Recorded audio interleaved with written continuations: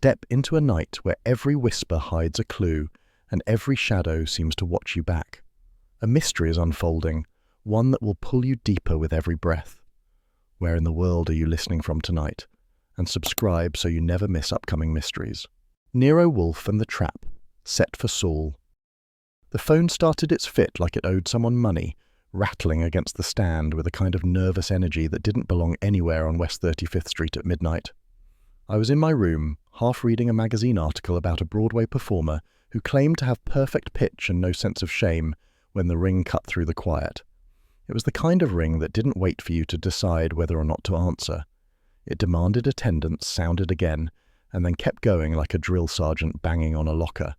I swung out of bed, tugged on the nearest respectable shirt, and stepped into the hall. The brownstone was dark except for the faint glow escaping under the office door, which told me Wolfe had either fallen asleep in the chair, which he would never admit, or had left a lamp burning for ambiance, which he would deny even faster. I trotted down the hall, reached the phone on its little table near the front room door, and grabbed it. "Yeah?" I said. That's one of my better midnight greetings. There was breathing on the other end. Not heavy breathing, not frightened breathing, just someone trying to figure out what to say when the clock, the city, and their own nerves were all working against them. "Mr. Goodwin?" It was a woman. Young? Old?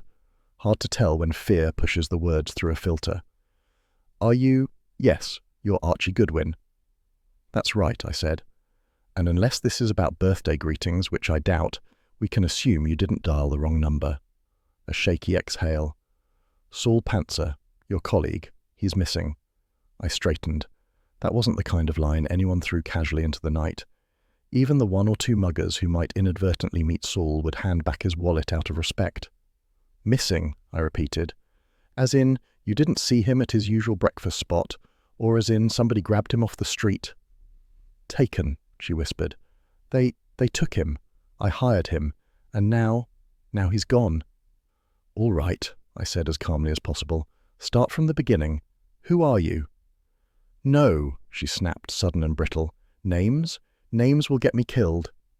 "Well, sweetheart," I said, "the city's full of things that'll get you killed, but information tends to keep you alive. Try again." She ignored that, pushing through her panic. "They know he talked to me. I shouldn't have called. They'll hear—" A sharp ding sounded behind her voice. A small metallic note, too clean, too mechanical to be anything domestic. I knew that sound, the ding of an old freight elevator. Not the kind they have in swanky midtown buildings either.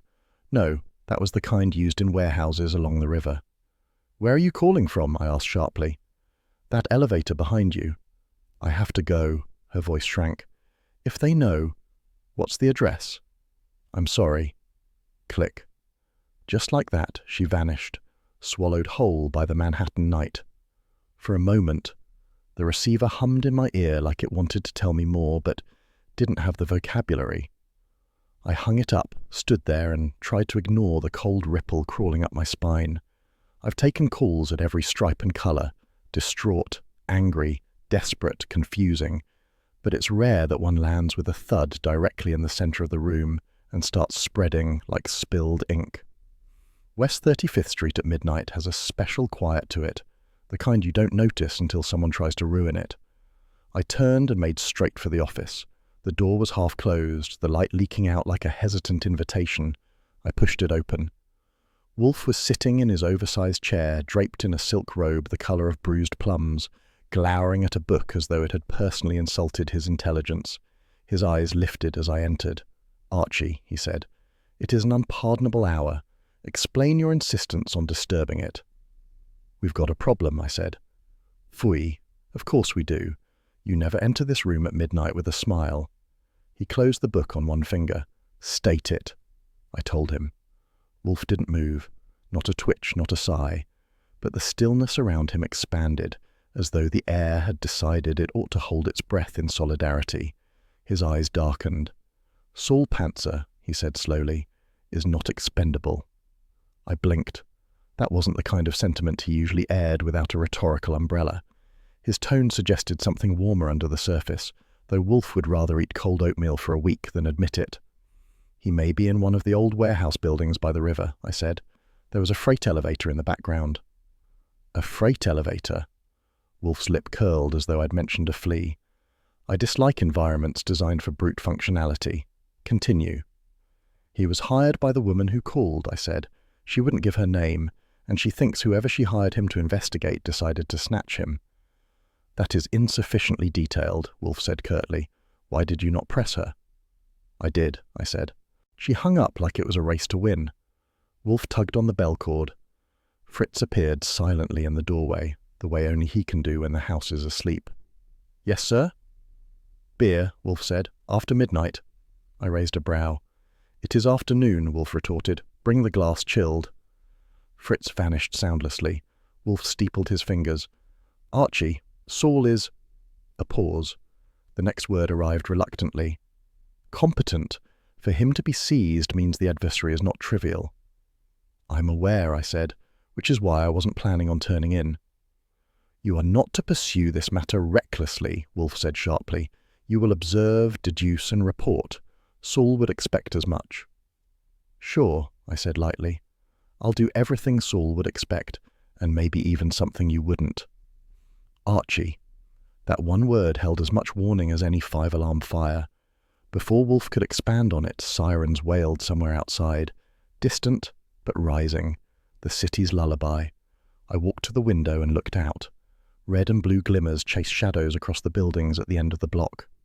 You see, I said, somebody else is awake tonight. Attend, Wolfe said. We will proceed with constraint. You will begin at once. Time is not our ally, but you will not blunder into danger. I require your presence tomorrow and the day after. There is no virtue in recklessness. Meaning you'd miss me, I said. Meaning I need an assistant who can add 2 and 2 without consulting law enforcement. He sniffed. Moreover, your predilection for volunteering yourself to be assaulted is neither amusing nor useful. That's unfair, I said. About half of the people who assault me do it without my volunteering. Wolfe glared. Enough. Fritz returned with the beer on a tray. Wolfe accepted it with the air of a monarch receiving tribute. He sipped it, letting the cold calm whatever storms were brewing in his head. Describe the voice, Wolfe said. Female. Mid-20s? Maybe older. Afraid.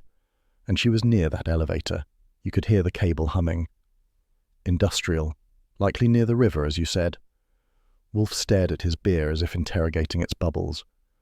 You will need to visit the Gazette tomorrow. Mr. Cohen knows which warehouses have functional elevators older than my patients. Sure, I said. And what do I do between now and sunrise? Play jacks? You will rest. Rest? With Saul missing? Yes, Archie. He levelled a finger at me. Fatigue leads to folly. I will not have you hurling yourself into jeopardy because your nerves are inflamed. I breathed out. If Wolfe got any more protective, he'd start knitting me a sweater. All right, I said, but you know I'm heading out first thing. Yes, after breakfast. Which won't be milk, I added, since you dislike the habit. I dislike your pretense that it improves your constitution, Wolfe muttered. I grinned. The sirens faded. The office settled back into its usual midnight hush. Wolfe lifted his book again, though his eyes weren't on it. Fritz's beer tray glinted in the lamplight. Archie. Yes? Find him. It wasn't loud. It wasn't dramatic, but it was enough to reroute a man's priorities. I nodded. I'm on it. The clock ticked. The city shifted. The warehouse district slept with one eye open. And somewhere in the bowels of Manhattan, a freight elevator dinged. The morning sunlight was doing its best impression of a third-rate stage actor, too bright, too eager, and trying to steal the show from a man who had barely slept. I stepped out of the brownstone at 8:30, feeling like I'd been drafted into a marathon I hadn't trained for. The city was already on its third cup of coffee, horns arguing with carts, delivery trucks grumbling over potholes, and pigeons offering their usual commentary. I headed toward the Gazette building, craving caffeine strong enough to slap sense into me. Lon Cohen was easier to find before the editors started breathing down his neck, so I marched into the newsroom like a regular taxpayer expecting service. Lon was hunched over his desk, juggling coffee, cigarette, and a stack of papers that looked like they had survived a small hurricane. Archie, he said, not looking up, you look like you've been stepped on. By worry, I said cheerfully. Which is worse because worry doesn't apologize. He snorted. What now? I need to know if any mysterious women called the police last night from the Pier district, preferably one shaking like a leaf on a short branch. Lon paused mid-sip. Pier 17, anonymous female, said a man, possibly a detective, might be in trouble. Report logged around, midnight 15. That's 20 minutes before she called me, I said, and the city was already starting its siren symphony. Lon rifled through a stack. Beat cops responded, found nothing except a stray cat and a guy asleep in his truck, no sign of a scuffle. She said Saul Panzer was missing. Lon's head snapped up. Saul? No. He shook his head slowly, like trying to shake loose the idea. Saul doesn't go missing, Saul ghosts other people. Exactly, I said, which is why I'm not enjoying this phase of the morning. Lon reached for the phone. You want me to call Kramer? No, I said, not yet. Kramer's morning is hard enough without adding panic. I leaned closer. Did the caller leave any other details? Just that she feared someone had taken action. That's the phrase the cop wrote. Lon lowered his voice. You think Saul's hurt? I think I'm going to take a scenic stroll around Pier 17. Take a cop with you. I'd rather take a cup of coffee. Lon exhaled. Archie. Relax, I said. If someone is snatching detectives off the street, they'll need to get in line. I left the Gazette, took a cab, and headed south. The closer we got to the river, the grittier the scenery became. Warehouses with peeling paint lined the block like tired veterans. Loading docks sagged under years of abuse. Rusted chains clacked softly in the breeze. Pier 17 smelled of brine, oil, and broken promises. Not the kind of place you take kids to learn about nature. 2 beat cops were loitering near a truck, sipping from paper cups and looking like they'd been assigned to guard the seagulls from mischief. One of them spotted me. Goodwin, he said. What brings you here? I'm sightseeing, I said.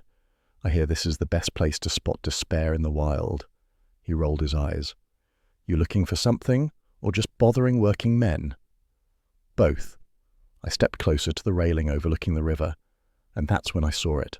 Saul's hat. Grey felt, perfectly shaped, resting neatly on the wooden rail as though someone had placed it there with exaggerated care. My stomach clenched. Saul never lost a hat, I said aloud. He could outrun a hurricane and keep his brim straight. One cop frowned. You sure it's his? I picked it up gently, turning it over. Inside the hatband, tucked almost invisibly, was a torn slip of paper. A receipt fragment. High-end paper, embossed with the faint crest of an antiquities auction house uptown. Well, well, I said, a Saul, you clever devil. But the careful placement of the hat, no dirt, no signs of struggle, felt wrong. This wasn't dropped during trouble. It was set here, as a message, as a lure, as a warning, or all three. One cop asked, You want us to bag it? Yep, I said. Evidence belongs to you. Handle it gently. And I want a photostat of that receipt delivered to the brownstone. They nodded, calling over a crime scene officer. I stepped back, hands in pockets, thinking hard. A windy pier, a freight elevator, an auction house, and a missing detective whose hat could make a runway model jealous. The motif was clear. Someone in the rare objects world had decided that Saul was either dangerous or useful enough to go after. The river wind whipped my hair like it owed rent. I scanned the warehouse fronts. Nothing but rusted doors, chained gates, and the occasional forklift groaning like an asthmatic dragon. No watchers, no shadows moving. Whoever staged the hat drop was long gone. My pocket buzzed. Wolfe never called me unless it was urgent, or unless he needed to ask why I'd spent $30 on cab fare. I answered, Good morning to you too. How far are you? Wolfe's voice was edged but steady. Pier 17. I found Saul's hat. Intact? Yes, which is one of the reasons I don't like it. Archie, Wolfe said sharply, you are not to improvise theatrically. I grinned despite myself. He was worried. I'm not improvising, I'm observing. You are frequently incapable of distinguishing between the two. Thanks for the vote of confidence. Return at once. I can't yet, I said. There's something... Before I could finish, a second call pushed through. Kramer. Wolfe, I said. Kramer's trying me. Should I... Answer him, Wolfe commanded. I prefer my information early. I switched lines. Goodwin. Kramer's voice was lower than usual. Almost gravel dragged across felt. Where are you? Near the river. Figures. There was a pause that didn't bode well. "Wolfe's there?" "No." "Tell him this," Kramer said. We pulled a body from the river. Male, approximate age, build, clothing, matches Panzer. A cold pressure gathered in my chest. Kramer added, "Don't jump to conclusions. Identification isn't confirmed. I'm telling Wolfe because he'd hear it anyway, and I'd rather he hear it properly." "Where?" I asked, voice tight. "Municipal Pier. If you're there, head over." "I'm coming." I hung up and called Wolfe back. "Yes?" His tone had become iron. "It's not confirmed," I said quickly. "Kramer says a body matching Saul was found, but nothing's verified." Silence. Wolfe was absorbing it like stone absorbs weather. "Return immediately when you're done," he said. "And Archie, exercise restraint. Your judgment suffers when your emotions are inflamed." "My emotions are fine," I lied. "My breakfast suffered." "Archie." "Yeah?" "Do what you must." That was Wolfe's version of hugging me with a bear. Short, gruff, and unexpectedly warm. I pocketed the phone and hurried along the pier, moving at a clip fast enough to draw frowns from dock workers. The scene was taped off. 2 officers stood guard and a stretcher was being loaded into a van. I strode up. Stebbins intercepted me. The human brick wall himself. "Hold it, Goodwin." "I have business," I said. "Yeah, so do we." He eyed me like he expected me to sprout contraband. "You here to identify?" "I'm here because it might not be him." Stebbins grunted. "Kramer said the same. That's why nobody's making any pronouncements." He jerked his thumb. "Me's office wants you to wait." I paced.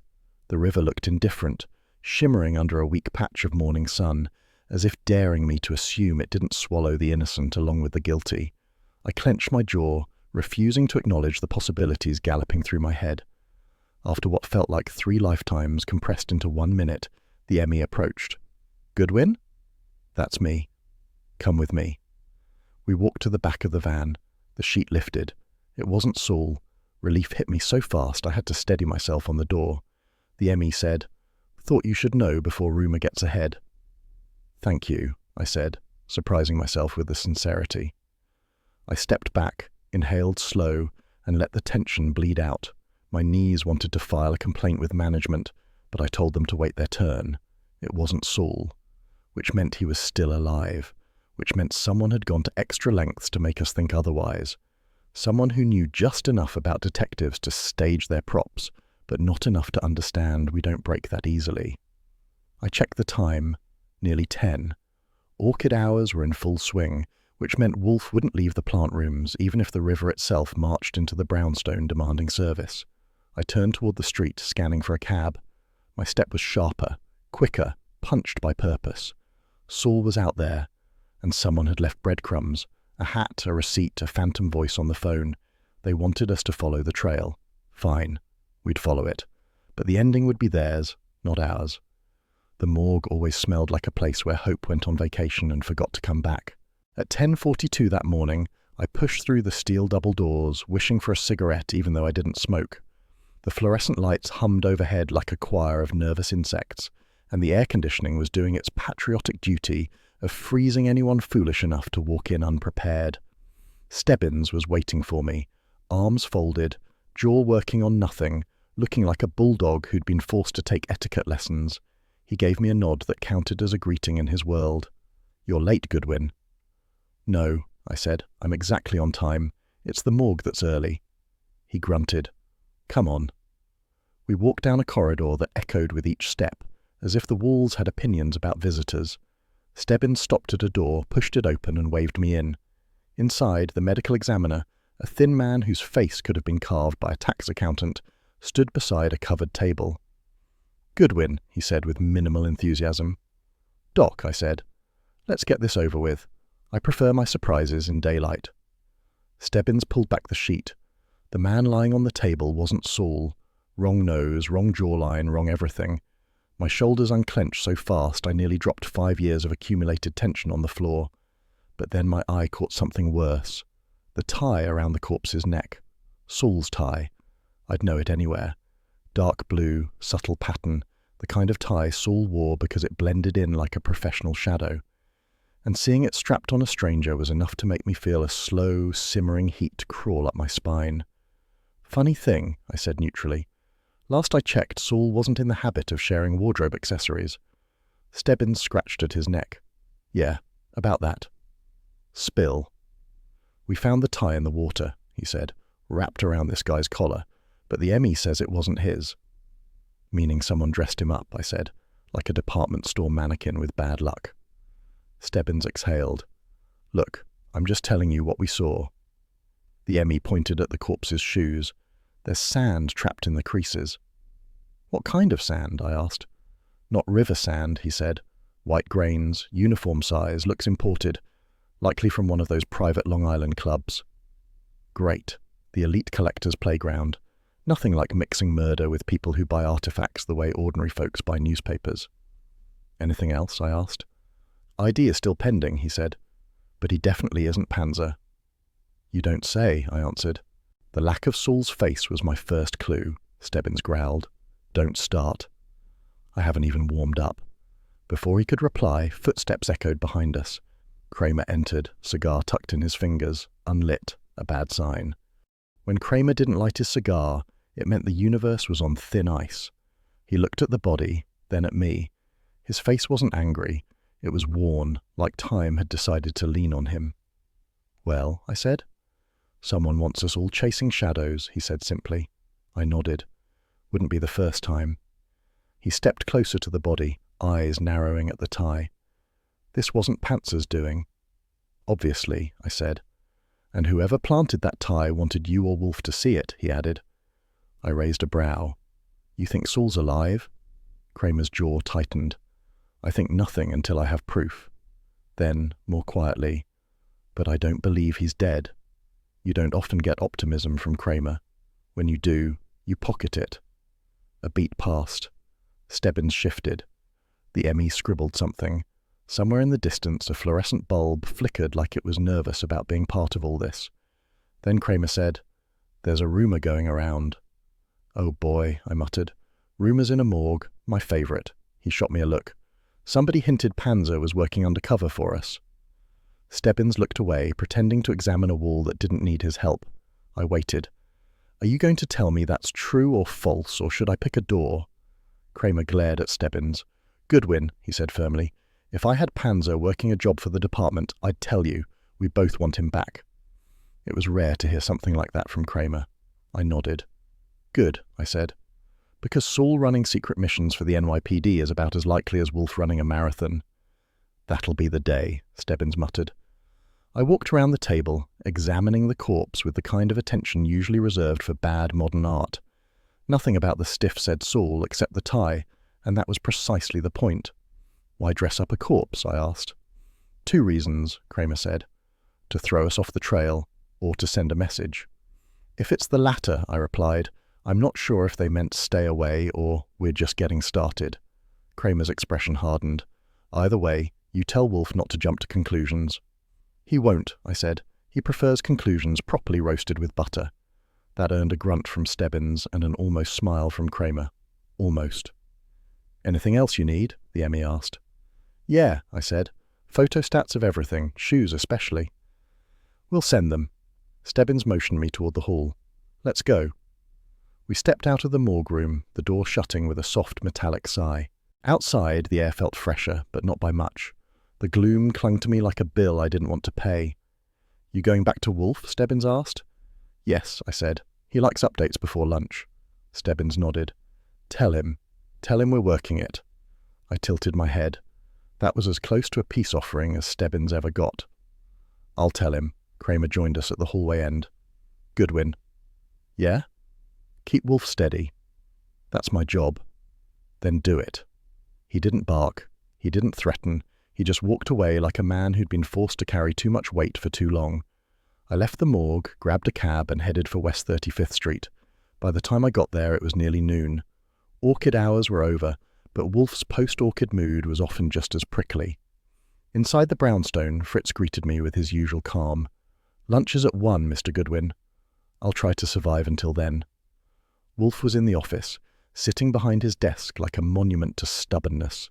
His eyes flicked up as I entered. Well? He demanded. It wasn't Saul, I said. Wrong face, wrong man, except for the tie. That got his attention. His mouth tightened. Explain. I gave him the rundown.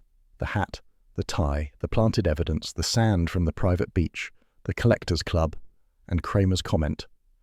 Wolfe listened in full silence, which is not the same as listening quietly. His silence is a weapon, sharp, polished, and kept in perfect working order.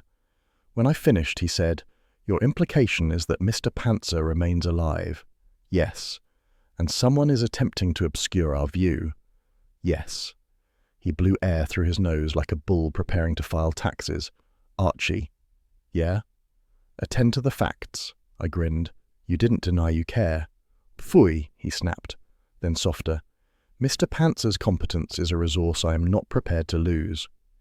That was Wolfe ease for, "I'm worried stiff." I leaned back. Kramer denies Saul was doing secret work for the department. He was honest. For once. Wolfe drummed his fingers. "This is intolerable. This manipulation of symbols," he meant the tie, "is a vulgar attempt to provoke." "Then let's be provoked." "No." Wolfe closed his eyes. "We will respond methodically." I nodded. "First things first. We trace that sand." "And the tie," Wolfe added. "And the hat," I said. "And the whispering woman and the freight elevator." "Yes," Wolfe said, "all of it." Fritz appeared silently in the doorway. "Lunch is ready, sir." Wolfe inhaled sharply, the way he did when life handed him one unavoidable obligation after another. He rose. "Archie," he said, "eat, then work. We will find him."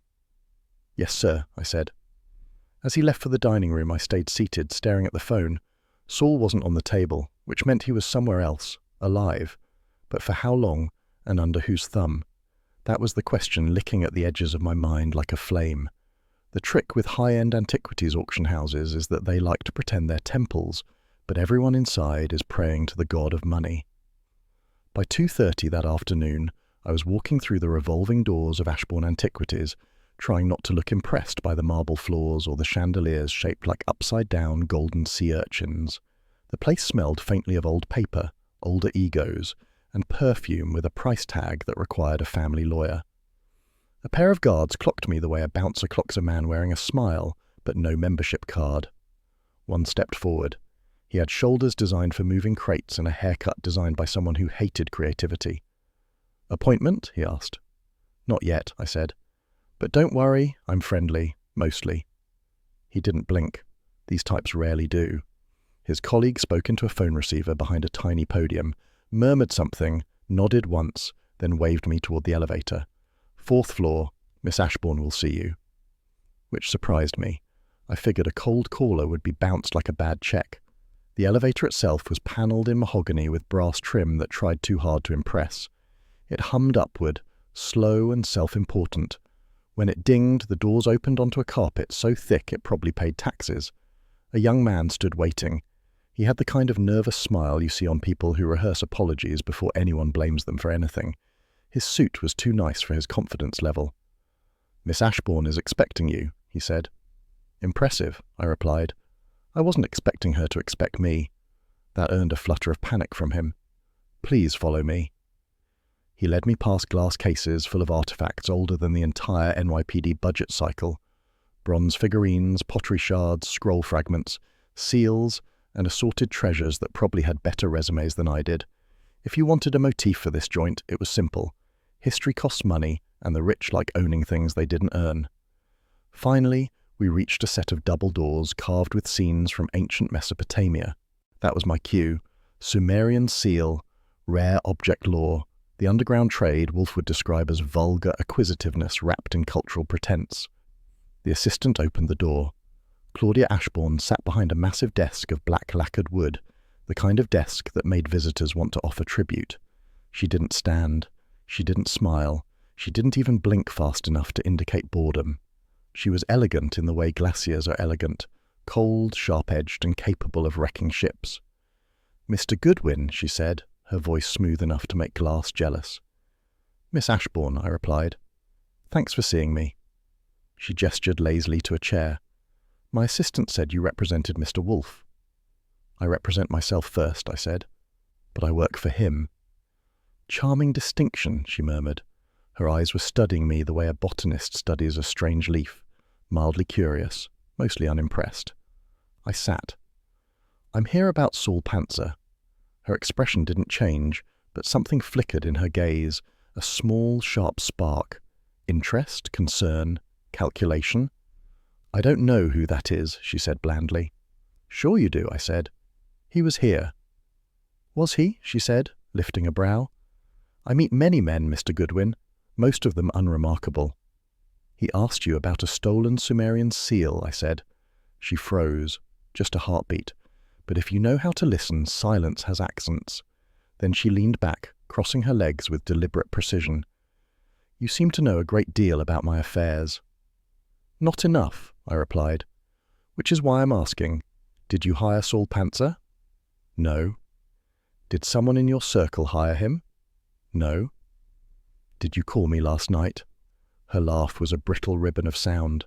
Mr. Goodwin, the last thing I do at midnight is call detectives. What's the first thing? I asked. Usually sleep, occasionally regret. Her mouth curved. Never detectives. The assistant shifted behind me, nervous energy radiating off him like smell from cheap cologne. Claudia noticed and snapped. Stand still, Briggs. You're shaking like a spaniel. He stiffened instantly. I said, Saul came to ask about the seal. You knew that. But he didn't just walk in. He had an appointment. I reached for my inner pocket. 2 guards stepped forward instantly. I froze my hand mid-motion. Relax. I'm not reaching for a weapon. Just something interesting. Claudia flicked her fingers. The guards stopped, still glaring at me like I'd insulted their mothers. Proceed, she said. I withdrew the photostat of the torn receipt found in Saul's hatband. I placed it on her desk. She glanced at it. Her eyes tightened. Your auction house printed that, I said. And unless you've recently taken to stamping your logo on napkins, Saul had business here. Claudia considered me for a long moment. Very well. Mr. Panzer came here, briefly. What did he want? He asked about a Sumerian cylinder seal, 5th dynasty, rare, recently stolen. And I told him nothing. So why did you let him in? Because he was persistent and irritating, she said, qualities I occasionally admire. Irritating is a specialty of his, I said, but he tends to get results. Claudia tapped a nail on her desk. He suspected someone here knew where the seal had gone. I told him he was wasting his time. And was he? She gave a thin, elegant smile. Everyone wastes their time eventually. That's not an answer. That's all you'll get. I leaned forward. He's missing. She blinked once, a crack in the glacier. Missing? Yes, as in someone took him, as in I'm not here for fun. She stared at me, then at the guards, then back at me. Mr. Goodwin, she said slowly, whatever happened to your detective, it did not happen by my hand. Which leaves whose hand? She didn't answer. Instead, she opened her desk drawer, pulled out a leather-bound ledger and placed it in front of me. Look, she said.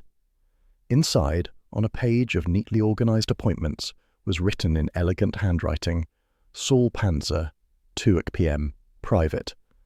Her handwriting. I looked up. Care to explain this? No, she said. You wrote it. Yes. You want to elaborate? No. Behind me, Briggs fidgeted. I glanced at him. His collar was damp with sweat. Claudia noticed my look and hissed, Briggs, leave. He fled so fast I expected a trail of smoke. Claudia exhaled once quietly. Mr. Goodwin, I am not involved. Then why the secret meeting? It wasn't secret. It wasn't public either. She opened her mouth to answer, and her desk phone buzzed. She stared at it. Something like dread flickered there. She answered, Yes. A voice crackled faintly through the receiver. Claudia went pale. She whispered, What? A beat. Then she said, No, I don't know anything about that.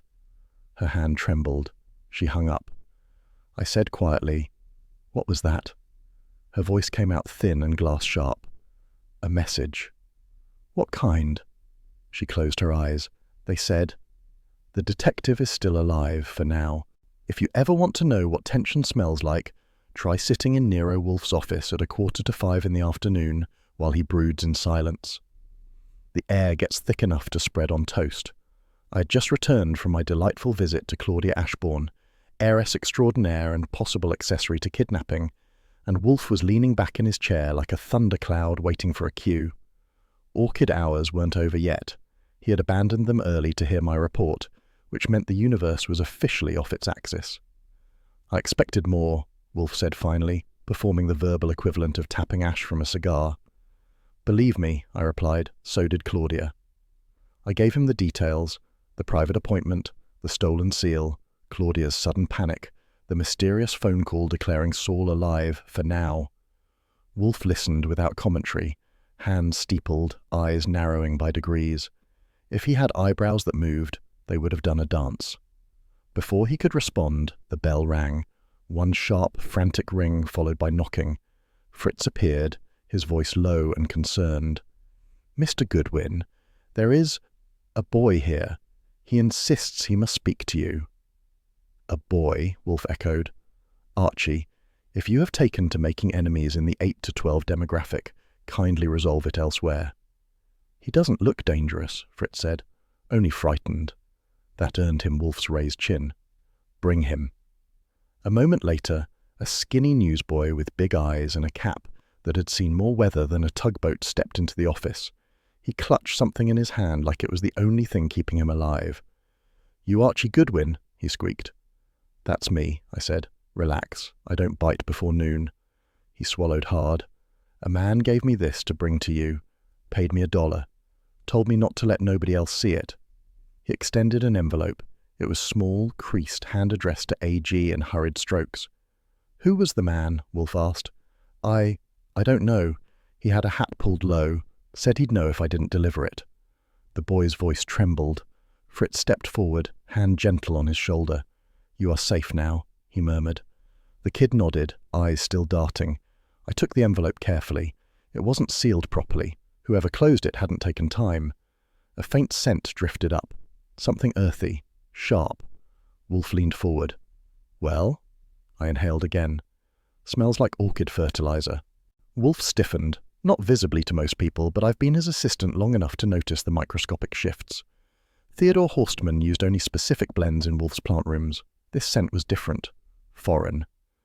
"Open it," Wolfe said. I did. Inside was a torn scrap of paper with 3 words scrawled in pencil. "Not her. Watchman." My chest tightened. "It's from Saul." "Indeed," Wolfe said. "The handwriting is crude, hurried, but unmistakable." The boy piped up. "The man said to run when I gave it to you. I'm supposed to go now, right?" "Yes," Wolfe said gently. "Fritz will give you $2. The boy nearly fainted from gratitude. When Fritz escorted him out, I turned back to Wolfe. "What do you make of it?" He pursed his lips. "You must cease asking questions with obvious answers. Not her means Miss Ashbourne was not the one responsible for Mr. Panzer's abduction." "That part I got," I said. "What about Watchman?" "Watchman," Wolfe repeated, savouring the word like it was a bitter herb. "A proper noun. Likely a group, hired guards, a private security network, or a paramilitary unit used by collectors." "So Claudia was bait." "Yes." Wolfe's tone hardened. "Someone leveraged her reputation. They wished to divert scrutiny toward her." "Someone who deals in rare objects," I said. "Somebody who knows this world." "Precisely." I paced the office, feeling the adrenaline humming like a cheap neon sign. "Saul's alive, Wolfe. He's sending clues." "For now," Wolfe corrected grimly, "and we must treat that conditional with utmost seriousness." I studied the envelope again. "This fertilizer smell, it didn't come from your orchids." "Of course not," Wolfe snapped. "Theodore maintains a strict formulation. This is a commercial blend used in externally owned conservatories or luxury private greenhouses, likely on an estate." I whistled. Someone wealthy enough to own rare artifacts and a fancy greenhouse. That narrows it to about 600 people in Manhattan. Wolfe glared. "Archie, if flippancy had mass, you would collapse upon yourself like a star." Flattery won't make me blush. Before Wolfe could retort, the front door opened sharply. No knock, no courtesy, and the familiar signature of heavy steps stomped down the hall. Inspector Kramer appeared in the doorway like a thunderhead wearing a rumpled suit. "Wolfe," he growled, "we need to talk." "Inspector," Wolfe answered without rising. Are you here to request assistance or to deliver accusations? I prefer to know which hat you're wearing. Kramer waved his cigar. Right now, I'm wearing the one that says, "Stop these fancy collectors from jerking my department around." He turned to me. "Goodwin, I hear you visited Ashbourne." "That's right." And half an hour later we got an anonymous tip claiming Claudia Ashbourne murdered Saul Panzer. I blinked. "That's ridiculous." "That's why we ignored it," Kramer said. "Still, procedure required we detain her for questioning." I exhaled. "Somebody wants her out of the picture." "No kidding," Kramer said. His gaze shifted to the envelope in my hand. "What's that?" Wolfe intervened instantly. "It is evidence, untouched." His tone sharpened. "Archie, do not compromise chain of custody." I held up both hands. "Relax. I didn't lick it or use it as a coaster." Kramer stepped closer. "Show me." I handed him the envelope and note. He read it, grunted, and read it again. Then his eyes lifted toward Wolfe with a mixture of annoyance and something dangerously close to respect. "What do you make of it?" he asked reluctantly. Wolfe spread his hands. "The heiress is not the culprit. Mr. Panzer says as much. The watchmen are our adversary, likely a private guard unit maintained by a collector not yet identified." Kramer's jaw worked. "You know, Wolfe, sometimes I think you enjoy making my job look slow." "I do nothing of the kind," Wolfe replied. "Your job suffers its own afflictions." Kramer ignored the jab. "This greenhouse smell, that fertilizer." "You recognized it?" I asked. "I've been to enough raids on old estates," Kramer said. "Half those places have greenhouses bigger than restaurants." Wolfe nodded. "Indeed." "So Saul was held in one?" "Near one," Wolfe corrected. "The scent is faint, perhaps carried on clothing or paper." Kramer handed the note back. "We'll follow up on estates with greenhouses." Wolfe's brow creased. "No. You will pursue them according to your methods. Archie will pursue them according to mine." Kramer snorted. "Fine. Just don't send him barreling into danger." "Inspector," Wolfe said coldly, "I assure you that if I wished Mr. Goodwin injured, I could achieve it with far less effort." I grinned. "See? He loves me." Kramer exhaled. "All right, Wolfe. I'll wait for your report." A rare sentence indeed. He left, shutting the door harder than necessary, but without hostility, just fatigue. Silence settled. Wolfe looked at me. "Well?" he demanded. "Well what?" "Work," he snapped. "This note widens the field. We must determine which collector employs private guards known colloquially as watchmen. You must compile a list of private estates containing greenhouses large enough to conceal a man." "Right away," I said. "Also," Wolfe added with a sigh of theatrical irritation, "phone Miss Ashbourne's attorney. Her arrest is inconvenient and will impede further inquiry." I raised a brow. "You defending her?" "I am defending logic," Wolfe said curtly, "and the integrity of this investigation." Fritz appeared at the door. "Sir, lunch will be served in 10 minutes." Wolfe grunted. "Very well." He rose slowly, the way a mountain rises from fog. He paused at the doorway. "Archie." "Yes?" "Mr. Panzer trusted you with this message," Wolfe said. "Do not fail him." There it was again, buried under formality, wrapped in irritation, Wolfe's version of concern. "I won't," I said. As he left for the dining room, I placed Saul's note on my desk, the words staring up like a dare. Not her, watchman. For the first time since he vanished, Saul had spoken, and now the hunt was truly on. Long Island always tries to look innocent in the morning, which is probably why I don't trust it. By 9:15 the next day, I was walking up the gravel path to the White Harbor Beach Club, discreet sign, immaculate hedges, and the kind of silence that rich people pay extra for. The sun skimmed the water like a lazy tourist, and the breeze carried the faint smell of salt, sunscreen, and money laundering. The dead man's shoes had been coated with white imported sand, and this club's private beach matched the description like a guilty conscience matches a confession. If you were part of Manhattan's elite collector circle, and if you liked your artifacts with a side of plausible deniability, you came here. A receptionist greeted me with a smile that didn't reach her eyes. She had a ledger open and a pencil she twirled like it owed her back taxes. "Welcome to White Harbour," she said. "Are you a member?" "Only spiritually," I said. "But I'm writing a feature for the Gazette. Social column, eccentric collectors. Thought this place might offer inspiration." "A lie? Sure. But a journalist badge is the closest thing to a skeleton key Manhattan has ever invented." "Do you have an appointment?" she asked. "Not exactly, but I write fast." She hesitated. She was weighing whether a writer meant publicity, which they always want, or trouble, which they never want. A man in a navy blazer approached her, whispered something and disappeared. Her decision flipped instantly. "Please enjoy the grounds," she said. "No photography without approval." "Of course," I replied, smiling my most wholesome smile, the one known to fool waitresses, clergy, and naive millionaires. The interior of the club looked like a museum had been mugged by a luxury hotel. Polished floors, velvet seating, glass cases displaying fragments of donated artifacts with provenance stories shakier than a politician's promises. 2 guards stood by the back corridor. Their jackets bulged slightly where normal men do not bulge. Their eyes assessed me the way a butcher assesses a pig. What's useful, what's not, and what's likely to squeal. Watchman. The same hired muscle that Saul had named in his message. One of them cleared his throat. "Can we help you?" "Probably not," I said with a cheerful shrug. "I'm taking in the local colour." "This is a private hallway," he said, stepping forward.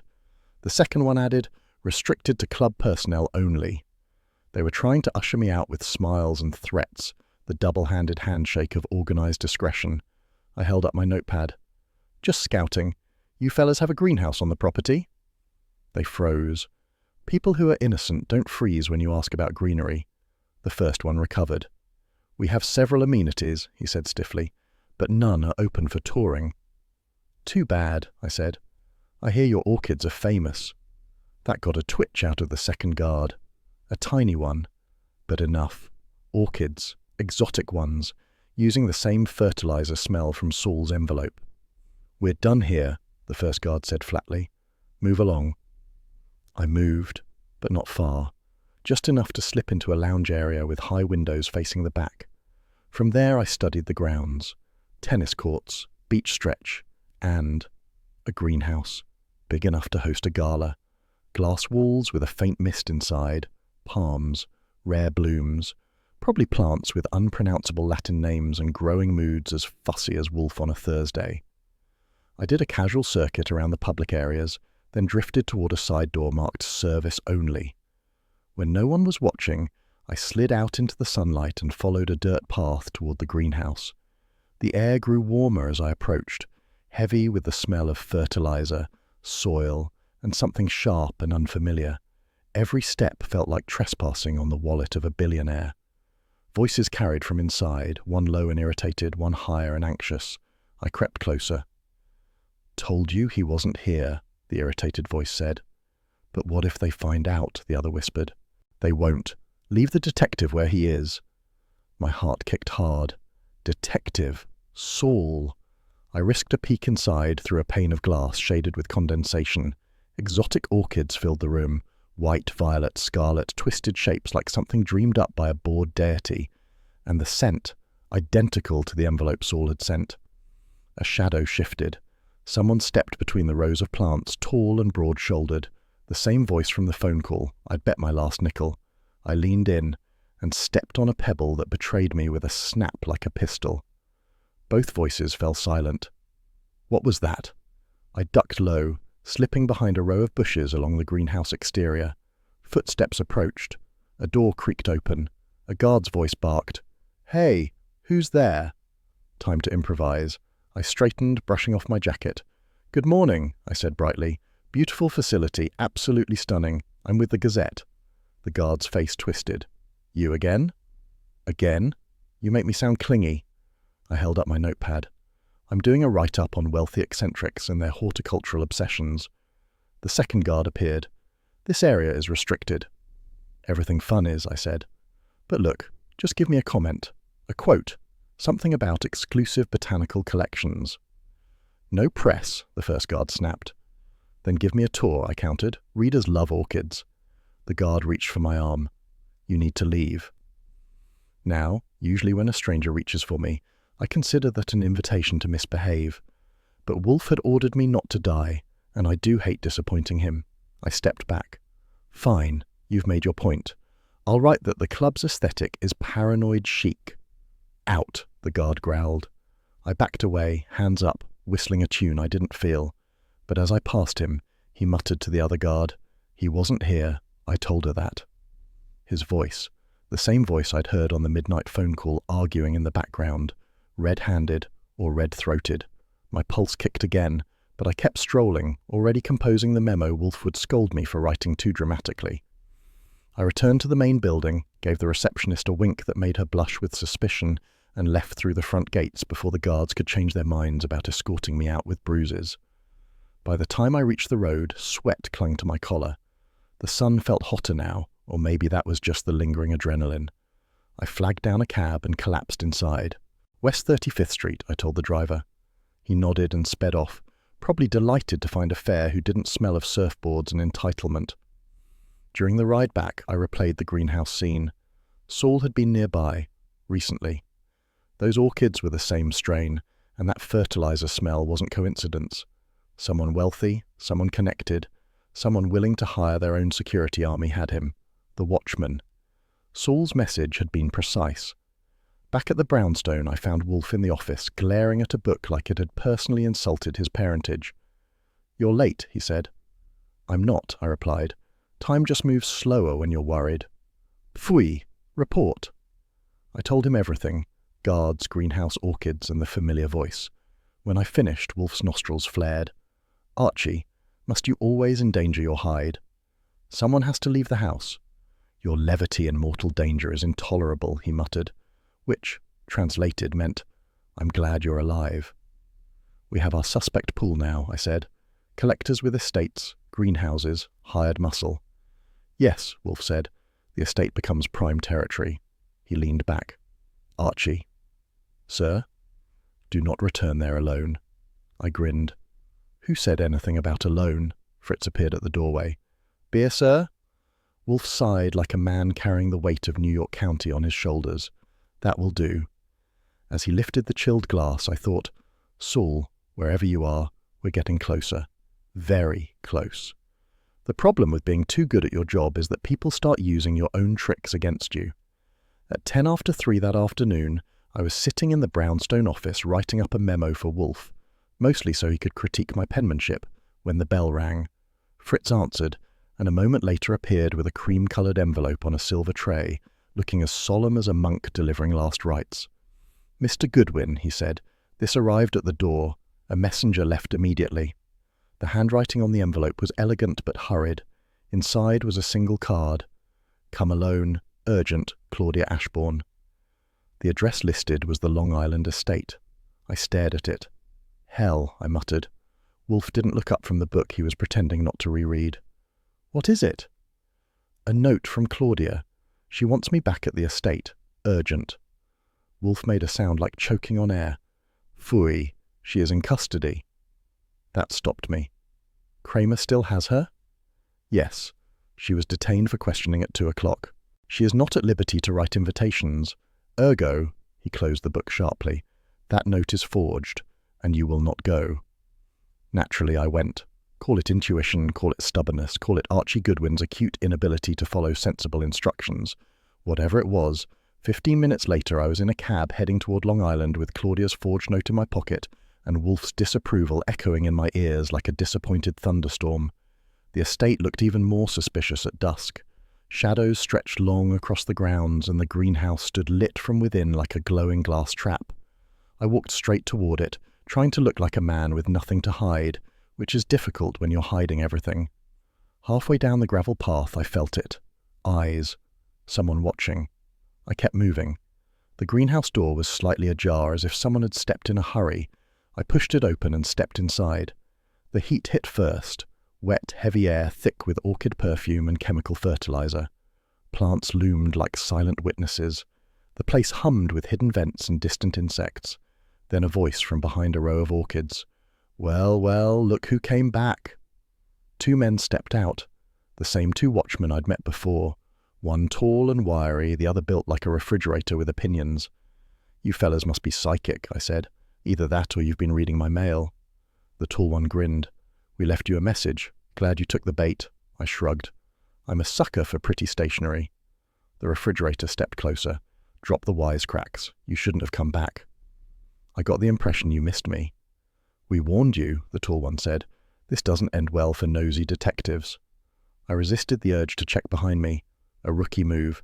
They were already blocking the only exit. Look, I said, before you turn me into plant fertilizer, maybe you could explain why you forged a note from Claudia Ashbourne. She talks too much, the tall one muttered. So do I offered helpfully, but I'm charming about it. No, the refrigerator growled, you're next. That hit harder than their fists could have. Next, meaning Saul was first. What happened to Saul, I asked quietly. Still alive, for now, the tall one said, until the buyer takes possession. I raised a brow. Buyer? Of what? The man grinned. The seal. Genius. There it was, the key clue. The seal was about to change hands. And after that? I asked. The refrigerator cracked his knuckles. We won't need the detectives anymore. I needed to stall. And fast. You know, I said, I'd hate to ruin your evening, but the New York Gazette is expecting a column from me tomorrow. They'll notice if I suddenly stop complaining and print. We'll handle it, the tall one sneered. You guys handle a lot, I said. But let me ask something. You ever deal with Nero Wolfe? Both froze.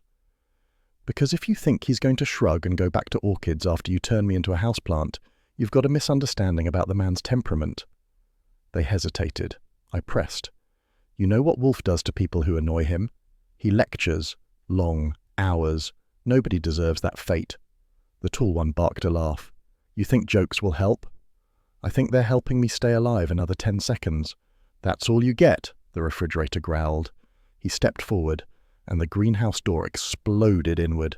Police! Hands where we can see them! Stebbins barreled in like a runaway locomotive, gun drawn, face set in permanent irritation. 2 patrolmen followed. The watchman cursed. One bolted through the side aisle, the other lunged at me. Stebbins fired a warning shot. Glass shattered overhead. The refrigerator froze, hands raised. The tall one sprinted through an emergency exit, crashing into the night. Stebbins grabbed my arm. Goodwin, you've got a death wish the size of Manhattan. Nice to see you too, I said. Did you bring marshmallows? Things were about to get toasty.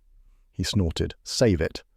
Kramer arrived a minute later, coat flapping, cigar clenched like a judge about to pass sentence. Goodwin, he said, low and angry. I can't keep pulling you out of these places. I didn't ask you to, I said. You didn't have to. Every time you show up somewhere, trouble sends flowers. That's very poetic, Inspector. He glared. The department doesn't want a war with private collector groups. They've got lawyers, money, influence. You poking their guards just makes things worse. Next time I'll bring cupcakes, I said. Can it? He looked at the captured guard. We'll get him talking. The refrigerator muttered. You'll get nothing. Stebbins shoved him toward the patrol car. Save it for your arraignment. Kramer turned to me again.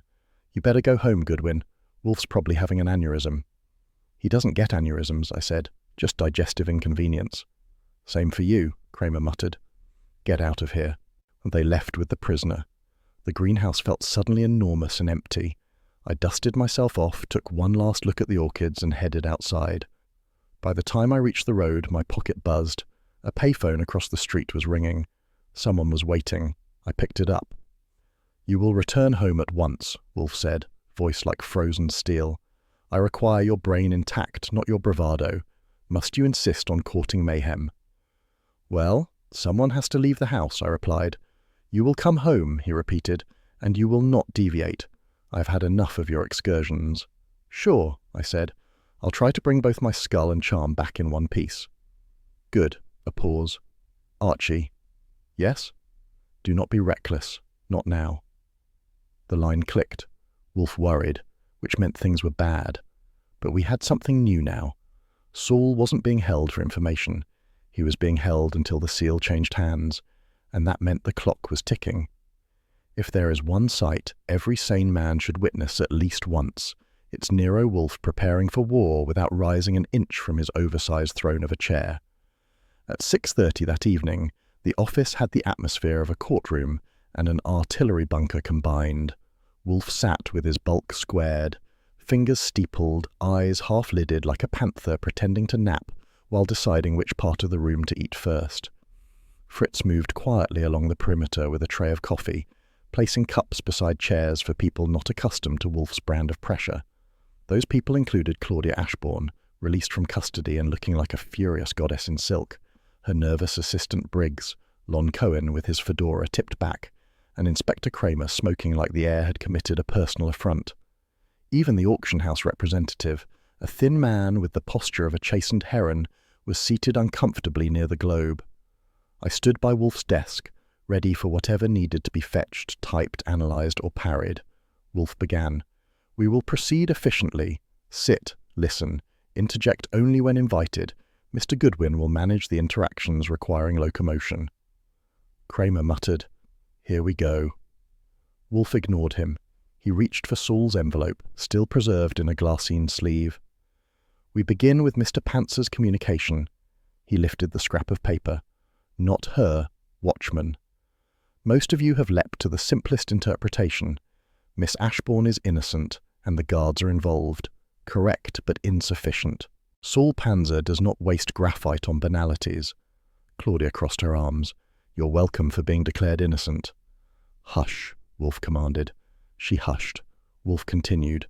"Mr. Goodwin's observations at the estate confirm the Watchman operate as a private paramilitary guard for collector enclaves.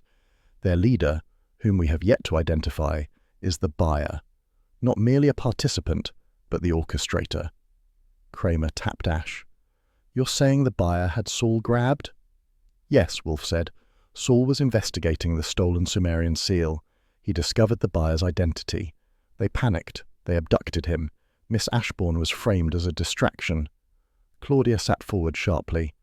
"But who—" "Later," Wolfe snapped. Briggs, the assistant, looked like he might faint, so Fritz quietly set a cup of coffee beside him. Fritz manages anxieties the way surgeons manage arteries, clean, precise, and without unnecessary comment. Wolfe turned to me. "Archie." "Yes, sir?"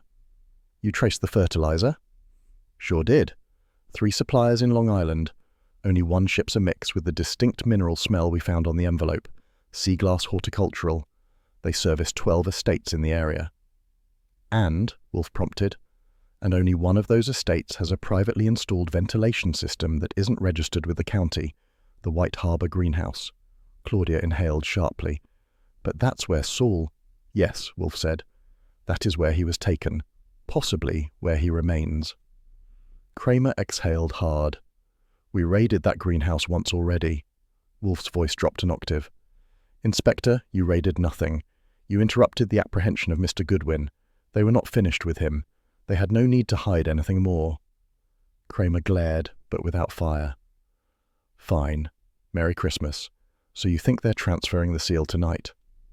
"I do not think," Wolfe said coldly. "I conclude." Lon Cohen leaned in. "Wolfe, if you're right, this will be the story of the year. Mr. Cohen, if you publish prematurely, you will ruin the operation and ensure Mr. Panzer's death." Lon swallowed. "Understood." Wolfe looked at the heron-like auction representative. "Sir, who has the access, funds, and motive to purchase a stolen Sumerian seal at short notice?" The man squirmed. "There are several possibilities." "List them." He hesitated until Wolfe's stare pinned him like a butterfly. Then he recited 6 names, collectors known for ruthless acquisitions, obsessions with Mesopotamian artifacts, or bottomless wallets. Wolfe dismissed 4 immediately. "These 2, they maintain private guards, your watchmen. One of them is the buyer." Claudia shot upright. "I knew it. Armitage. He always wanted the seal." "Wrong," Wolfe said. "Too conspicuous. The other one, Bennett Pierce." Kramer swore. "Pierce? He's got 3 senators in his pocket." "And now," Wolfe said, "he has Mr. Panzer locked away somewhere on his estate." Briggs whispered. "Oh, God." Wolfe pressed his fingertips together. "Tonight, at 9 o'clock, the seal will be transferred. Mr. Goodwin." "Yes?" "You will go with Inspector Kramer." "You're sending me with the police?" "Yes. You are my arm, Archie. Do not allow yourself to be broken. That hit unexpectedly hard. I covered it with a smirk. I'll try to keep my limbs and my ego intact. See that you do, Wolfe turned to Kramer. You will coordinate your men. You will allow Mr. Goodwin to approach the greenhouse. They trust him as a target. With sufficient proximity, Saul's location will be discoverable, Kramer sighed. Why do I let you recruit my department like this? Wolfe's tone softened by a grain. Because you wish to find Mr. Panzer alive, and because you know I am correct. Kramer grumbled something that might have been agreement. Claudia stood. If Pierce is behind this, I want in. No, Wolfe said with finality. You have already been used as bait. I will not permit it again. She looked stunned. No one denies an heiress with that tone. The meeting dissolved after that. Lon rushing to prepare a press blackout. Kramer phoning his precinct. Claudia pacing like a caged lynx. Wolfe sat immovable, watching his net tighten around the evening's coming storm. As I headed out to prep for the sting, Wolfe called my name. Archie, I turned. Proceed with intelligence and restraint. If I don't, you'll have my hide? No, I will have indigestion. Go, I grinned. Yes, sir. The night ahead promised trouble, bullets, orchids, and a collector with more money than morals. And somewhere in that greenhouse jungle, Saul waited. We were finally closing in. If you've never ridden in a squad car headed toward a raid on a millionaire's private greenhouse, I can tell you the experience smells exactly like fear, gun oil, and Kramer's cigar. At 8:45 that night, I was crouched in the back of a patrol unit bumping down a dirt road near the White Harbor estate, while Kramer barked radio instructions like a steamboat captain fighting a storm. Stebbins, take east perimeter. Nobody in or out unless I say so. Yes, sir, came the reply, Stebbins sounding like he was chewing nails. Overhead, a heavy mist rolled off the water, turning the greenhouse into a blurry jewel glowing behind the trees. It looked peaceful. That was the trick of it. Greenhouses are just glass cages pretending to be paradise. Kramer shot me a glare over his shoulder. Goodwin, this is your one chance. You stick to Wolfe's route or I swear. I'll behave, I said. I'm a model citizen tonight. Yeah, he growled. And I'm the Easter Bunny. We stopped 100 yards short. Officers fanned out like a deck of angry cards. Flashlights clicked on. Safeties snapped. The whole scene hummed. Kramer signalled. Positions. I slipped away toward the side path Wolfe had diagrammed, complete with distances, turning angles, and a note that said, Archie, do not improvise. You are not immune to bullets. I'd framed that part in my head, not because I obeyed it, but because it meant he cared. The night air thickened with the scent of fertilizer and damp leaves. The estate's ventilation fans droned like giant insects. Through the greenhouse windows I saw movement. 3 silhouettes, hurried, agitated. Inside, someone shouted. Then the crash of something heavy. I moved faster. Wolfe had told me Saul might be held in a connected storage room. I found the door tucked behind a hedge. A guard paced outside, back turned. Classic setup. I picked up a fist-sized chunk of gravel and tossed it into the bushes. The guard spun, gun raised. While he looked for imaginary intruders, I slid behind him, grabbed his wrist, twisted, and sent his gun skidding across the dirt. He lunged, but I used his momentum to shove him into the wall. He slumped, out cold or wishing he was. I grabbed the gun, not to keep, just to make sure he didn't pick it up, and shoved it into a flower bed. Let the tulips deal with it. Then I opened the storage door. The room was dim, lit by a single dangling bulb. Shelves stacked with fertilizer bags and clay pots lined the walls. And in the corner, Saul. He was tied to a chair, face bruised, lip split, glasses missing, but his eyes lifted. Sharp. Saul Panzer sharp. Took your time, Archie, he rasped. Wolfe insisted I wear formal attire, I said. Slowed me down. He managed a pained snort. Cut me loose. We don't have long. I worked quickly on the ropes. Where's the seal? Who's running this circus?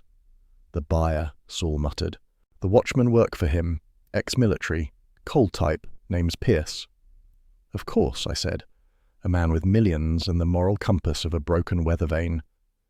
Saul rubbed his wrists. He's burning evidence. Ledger's in the greenhouse office. Grab it before he torches the place. A sudden boom shook the walls. Smoke seeped under the door. Right, I said. Lovely timing. I slung Saul's arm over my shoulder. Come on, I'll get you outside, then I'll find Pierce. Saul nodded weakly. Do it. We stepped out into the chaos. Police lights strobed through the trees, officers shouted. Glass shattered from the greenhouse roof as smoke billowed upward like an angry genie. Then Pierce emerged, tall, lean, cold eyes like chipped stone. He held a lantern and a metal box, the ledger, I guessed, in one hand and a pistol in the other. 2 watchmen flanked him, coughing from the spreading smoke. Pierce pointed his gun at me. Mr. Goodwin, you're persistent. I'm allergic to kidnappers, I said. Hives all over. He smirked. You've ruined a very lucrative transaction tonight. You should ask for a refund. Kramer's voice boomed in the distance. Drop your weapons! Pierce fired toward the sound. Officers dove for cover. Run, Saul whispered. Not without finishing this, I said. Pierce raised his gun again. I dove left as he fired. The bullet tore through the sleeve of my coat. I landed behind a toppled wheelbarrow, grabbed the nearest throwable object, which happened to be a ceramic planter, and hurled it at his head. It missed by a lifetime, but distracted him long enough for Saul to lunge forward. Pierce swung the pistol, but Saul grabbed his wrist with both hands and twisted, despite injuries that should have knocked him flat. The gun clattered to the ground. I sprinted forward, tackled Pierce, and the 3 of us went down in a heap of dirt, smoke, and broken orchid pots. Pierce fought like a man who'd wrestled sandbags for fun. I took a fist to the ribs and a knee to the shoulder. Saul hit him across the jaw with a fallen metal plant mister. Pierce sagged at last. I rolled off him, wheezing. Next time, I said to Saul, let's fight someone who weighs less than 2 refrigerators. Saul wiped his mouth. No promises. Stebbins appeared, gun drawn. Freeze! We're frozen, I said, emotionally and physically. Kramer stormed in seconds later. Goodwin, what the hell did you... He stopped mid-rant when he saw Saul. His voice dropped. Saul, you all right? Saul nodded. Bruised, breathing, grateful. Kramer swallowed, then looked at me. Tell Wolfe, good work. That was as close to a medal ceremony as the NYPD gives. Pierce tried to burn this, I said, lifting the metal box. Ledger, artifact deals, names, locations. Kramer took it. This nails him. Paramedics rushed in and loaded Saul onto a stretcher. He waved weakly as they carried him out. I followed them far enough to give Wolfe an update. There was a payphone by the estate gate. I dialed home. Wolfe answered immediately. Report. Saul's alive, I said. Bruised but in one piece. The buyer pulled a stunt with fire, but we stopped him. Silence. Then Wolfe exhaled. Soft, barely audible. Bring him home, Archie. Yes, sir. And you, he added, avoid further stupidity. You are needed intact for the denouement. I'll try to stay pretty. He hung up. I pocketed the receiver and looked back at the burning greenhouse, the flashing lights, the captured killers, and the surviving victims. The night wasn't over. Wolfe wanted a brownstone showdown. And after everything we'd uncovered, it was going to be a hell of a gathering. The office had the heavy, waiting silence of a room that knew Nero Wolfe was about to perform surgery on someone's conscience. Wolfe sat in his oversized throne of a chair, fingers steepled, eyes half-lidded, not asleep, but storing energy for the blow. The rest of us were arranged like mismatched set dressing around him, Claudia Ashbourne perched on the red leather chair as if it were rigged to explode, her assistant Walter Briggs trying to look invisible beside her, Inspector Kramer standing stiff by the globe bar with an unlit cigar clenched like a verdict, and Saul Panzer leaning against the wall, bruised but steady. Fritz moved quietly among us with a coffee tray, his solemnity turned up to maximum out of respect for the battered man in the corner. I stayed behind Wolfe's chair, one hand resting casually on the desk, casual in the way you try not to yank someone through a window for hurting your friend. Saul had been worked over. It wasn't the worst I'd ever seen, but it was enough to make me want to start alphabetizing the local thugs by dental records. Wolfe drew in a slow breath, the kind that meant the opening act was about to begin. We are assembled, he announced, to clarify the disorder inflicted upon my household and upon the good sense of New York.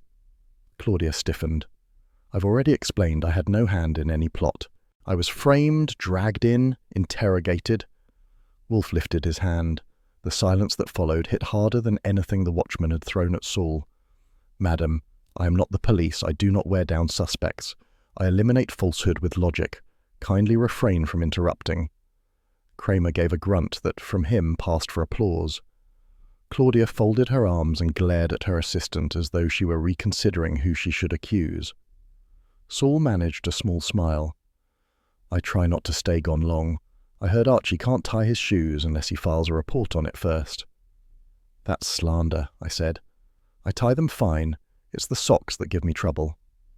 A flicker of amusement crossed Wolfe's face like a cloud passing a street lamp, there and gone. He touched the envelope on his desk, the one Saul had sent by terrified messenger. "Your message was curt but sufficient. Not her watchman." His gaze swept the room. It was, of course, an instruction that Ms. Ashbourne was not the instigator. She was framed, and the watchmen were involved beyond mere intimidation. Briggs kept his face still, but his hands betrayed him, just a twitch, then a clasping of fingers as if he were holding himself together. Kramer pointed the cigar at him. "So which one of you planted Panzer's tie on that corpse?" Claudia snapped. "I didn't, and Walter has been with me." "Has he?" Wolfe murmured.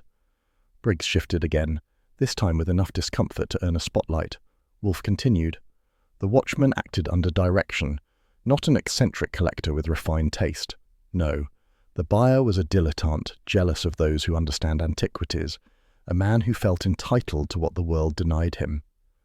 Briggs's eyes flicked toward the door. Saul's battered face didn't move, but I saw satisfaction in the corner of his mouth. "The handwriting in the appointment ledger," Wolfe continued, "was forged. Miss Ashbourne's hand is delicate. Yours, Mr. Briggs, is pedantic.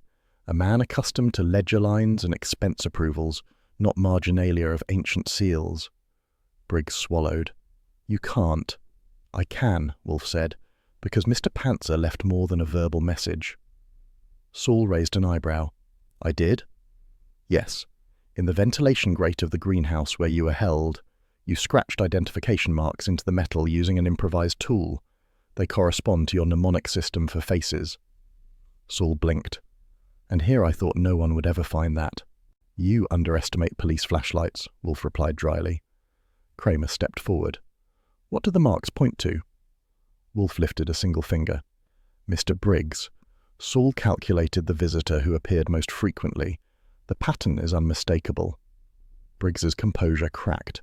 Just a hairline fracture, but in Wolfe's office that was as loud as confession. He snapped. "Claudia's the one obsessed with antiquities. She buys relics like she's preparing for a private apocalypse." Claudia shot to her feet. "I curate history, you little leech." "Sit," Wolfe thundered. She sat. The air tightened. Even the orchids in the next room might have wilted from the vibration. "Mr. Briggs," Wolfe said, leaning forward, "you coveted the Sumerian seal. You forged your employer's handwriting. You arranged Mr. Panzer's abduction to discover the seal's hiding place. When the watchman became difficult, you attempted to double-cross them and sell it independently." Briggs's voice cracked. "This is absurd." "It is avarice," Wolfe said, wearing the costume of scholarship. The room went still enough to hear Fritz adjusting a coffee cup on the tray. "The orchid fertilizer scent on Saul's envelope," Wolfe continued, "identical to the fertilizer used in the estate greenhouse, links the message to your operation. The ledger discovered during the raid connects you to private buyers. The forged entries implicate only you, and Saul's marks in the vent eliminate every other suspect." Briggs pressed his hands to his knees, knuckles whitening. "You can't prove anything without the seal." Wolfe's eyes gleamed. "Oh, but we can." Briggs froze, the kind of stillness a man falls into when he realizes the oxygen in the room now belongs to someone else. Wolfe pushed his fingertips together and regarded him with the unhurried calm of a python, deciding whether digestion was worth the trouble. "The seal," Wolfe said, "is already in police custody. The watchmen tried burning their records before the raid, but your ledger survived because you hid it separately. A prudent choice. Too prudent. It linked the entire enterprise directly to you." Kramer nodded once, the tight, grim kind of nod he used when a puzzle piece quietly snapped into place. The man wasn't joyful, he was relieved, and in Kramer's universe, relief was dangerously close to a compliment. Briggs shot a glance at Saul, then at me, then at the door, deciding which direction held the smallest amount of doom. "Look, you don't understand." His voice cracked like a kid caught stealing a fountain pen from a 5 and dime. "I did what I had to. He jabbed a shaking finger at Claudia. "She flaunted it. Every artifact, every exhibit, every sealed case. She has no idea what any of it means. She just buys what other people covet. She doesn't deserve the seal." Claudia's jaw dropped. A second later, it clenched so hard I thought her teeth might spark. "I curate our family collection with expertise and passion," she hissed. "You fetch coffee and lose receipts." Wolfe sighed. "This emotional melodrama is tedious. Kindly reserve it for whomever will interview you at the district attorney's office." Briggs whipped back toward Wolfe. They would never have believed Saul's testimony alone. I needed leverage, something undeniable. I needed to prove. Phooey. Wolfe's hand lifted, dismissing the rationalizations before they could coagulate. "You kidnapped my man. You abused him. You endangered Mr. Goodwin. You engaged mercenaries. You framed your employer. Spare us your self-mythologizing." Saul, bruised and leaning against the wall like he needed its help staying vertical, said quietly, "You made the mistake amateurs make. You thought the watchmen were loyal to money instead of to fear." Kramer jabbed the unlit cigar toward Briggs. "And they sang like canaries once we collared them. Told us you stiffed them on payment and demanded they dispose of the detective." That landed. Hard. Briggs blanched. Wolfe adjusted his position in the chair, and it was like watching a bank vault shift. Slow, deliberate, immovable. "Mr. Briggs, your concern now should be the specific charges you will face, not whether your philosophical grievances about antiquities find sympathy." Briggs's breath stuttered, but he still tried one last flimsy barricade.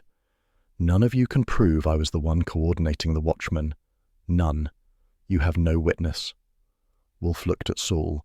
"I believe you left something else in that greenhouse." Saul blinked. "I did?" Wolfe allowed himself a small, satisfied smile. "Indeed. Mr. Panzer rarely leaves a location without a breadcrumb. In this case, literally." Saul straightened a bit. "Oh, right. The vents." Kramer's eyebrows twitched.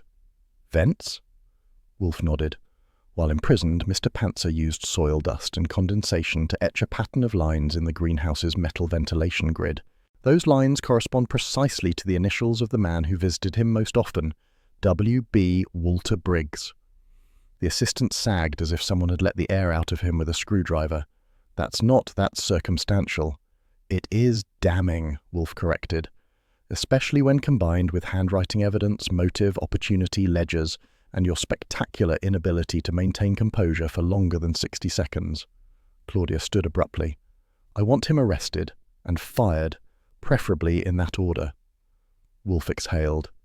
"Madam, Inspector Kramer will see to the first. You may attend to the second after due process." Kramer moved forward, snapping cuffs from his pocket. "Walter Briggs, you're under arrest for kidnapping, conspiracy, assault, obstruction, and anything else the DA finds lying around." Briggs shrank from him, hands raised, shaking his head. "No, wait, listen. Saul wasn't supposed to be hurt. That was them. I just wanted the seal. I deserved it. I studied it for years." "Greed masquerading as scholarship," Wolfe said again, his tone colder than the morgue's tile floor from beat 3. Saul stepped forward, wincing as his ribs complained. "You wanted the seal? You thought it made you special? It's a rock, Briggs. A carved rock." "A priceless artifact," Briggs howled. "A legacy older than nations." Wolfe tapped the desk bell. One clear chime cut through the shouting. "Fritz, coffee for Inspector Kramer." Fritz materialized within a second, serene as sunrise, setting a cup beside Kramer with reverence. The contrast between Fritz's quiet grace and Briggs' sweaty desperation was enough to make the orchids in the next room smirk. Kramer locked the cuffs and steered Briggs toward the door. Before leaving, he paused and looked at Wolfe. "You made my job easier," he grunted. "For once." Wolfe accepted the comment with a small incline of the head, which, coming from him, ranked somewhere between a fanfare and a ticker tape parade. Saul let out a slow breath. "Thanks, Inspector." Kramer nodded. "Glad you're alive, Panzer." When the door shut and Briggs's protests faded down the hall, the room finally loosened around the edges. Claudia stepped forward and said stiffly, "Mr. Wolfe, thank you, Wolfe cut her off with a dismissive flick. "Your gratitude is noted. Send my bill to your attorney." She looked like she wanted to object, but thought better of it. She left with a rustle of expensive fabric and wounded pride. I turned to Saul. So, you hanging around any more greenhouses this week, or should I buy you a potted fern so you can feel at home? Saul smirked. I prefer my foliage stationary. Wolfe's eyes softened. Actually softened. Mr. Panzer, I'm relieved you are intact. Saul nodded once, a silent acknowledgement of a rare Wolfe sentiment. Wolfe then turned to me. Archie, your diligence prevented irreparable loss. It hit me like a warm slap. Wolfe's version of a bear hug delivered with the emotional extravagance of a marble statue. I grinned. Careful, you'll spoil me, he sniffed. Unlikely. Fritz collected the empty cups. Kramer's scent of cigar had already faded. The orchids in the plant rooms hummed with artificial serenity, and Saul Panzer, bruised but alive, stood in our office where he belonged. Outside, the city growled on, indifferent to ancient seals, private armies, and one assistant who had tried to steal history. I looked out the window at the Manhattan night, neon slicing the dark like a crooked grin. In this town, I said to no one in particular, even history has sharp edges.